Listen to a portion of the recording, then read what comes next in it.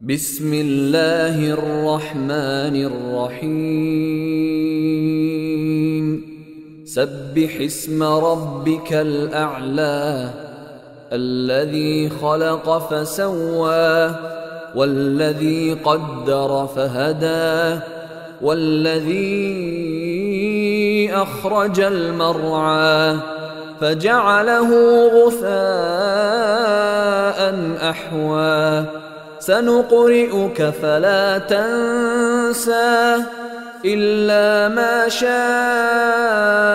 الله إنه يعلم الجهر وما يخفى ونيسرك لليسرى فذكر إن نفعت الذكرى سيذكر من يخشى ويتجنبها الأشقى الذي يصلى النار الكبرى ثم لا يموت فيها ولا يحيا قد أفلح من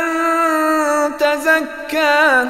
وذكر اسم ربه فصلى بل تؤثرون الحياة الدنيا والآخرة خير وأبقى